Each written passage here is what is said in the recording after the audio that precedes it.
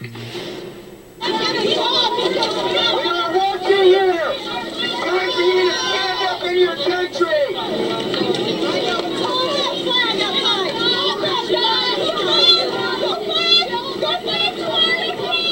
After watching a group of American flag-waving protesters turn back buses carrying migrant mothers and children last month, a small business owner near San Diego decided to take action. Mark Lane volunteered to personally take in a family from Guatemala, and now he says he started receiving death threats as a consequence of taking a stand and just trying to help. Mark Lane runs Papa's Fish Company, but when we were there, he was busy taking calls from immigrant activists across the country. Lane says he doesn't have a position on the immigration crisis, but he decided to take a stand against Marietta when his 5-year-old son asked him why these buses carrying undocumented women and children were blocked. Why do I have to explain to my 5-year-old why people are mad at the buses when really they're mad at the people inside of the buses because they're brown?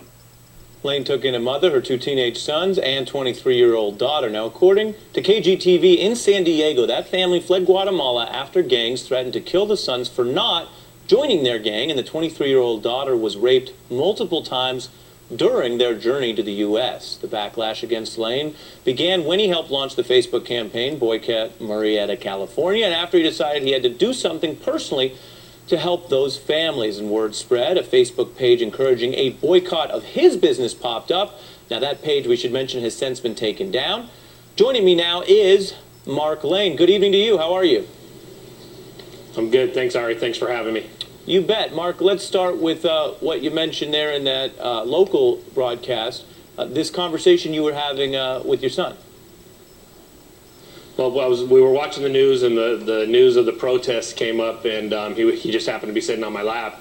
And he's an innocent kid, and he looked and saw what was going on, and he turned to me and he said, "Hey, Dad, why are the people mad at the buses?" You know, and that was just kind of, it just something inside me, like, why in 2014 do we need to tell a 5-year-old they're not mad at the buses, they're mad at the people inside of the buses? You know, that just kind of triggered something inside of me. And how'd you go about making contact with this particular family? Well, we started doing some things online, and through that I came into contact with a charity called Border Angels. They're a local charity, and they put out a post looking for host families. We called them and said, you know, I talked to my wife, she said it would be okay. We called them and said we could do it, and maybe 3 or 4 days later they called us, and this family needed help, and we went and picked them up, and they've been with us ever since. And what did you learn about what they went through on their way to the U.S.? You know, it's before they left, the gangs were recruiting them.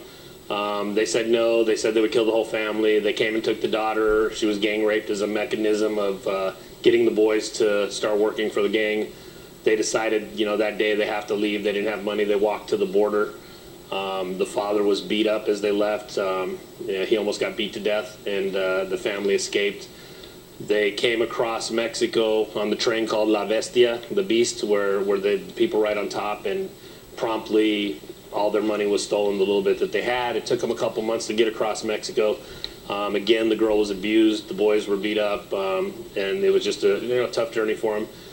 They got to Tijuana and turned themselves in to the Border Patrol, and are now in immigration proceedings. And do you think the U.S. should try to find a permanent home for them, or ultimately process them and send them back?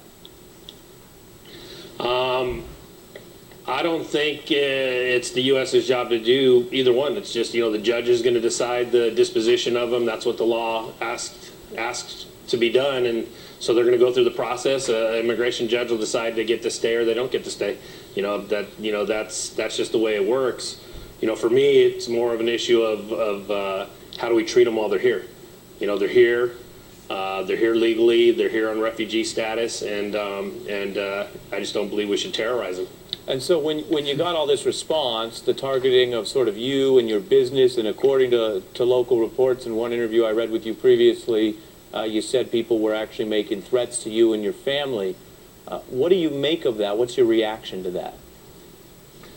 It's disappointing to me that, we're in 2014, that There's still not a clear understanding of First Amendment rights and what is free speech and what is terrorizing, what is threatening, things like that.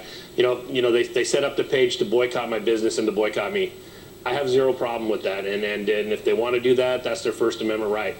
But when they put my kids' pictures all over their hate sites, my wife threatening us, I was getting phone calls, that Tuesday they were going 100 miles an hour, that I'm a race traitor, I'm a traitor to the country, we're going to kill you and your family, we're coming down there, that kind of things. Someone posted on their site that Mark Lane deserves a severe beating in front of his customers.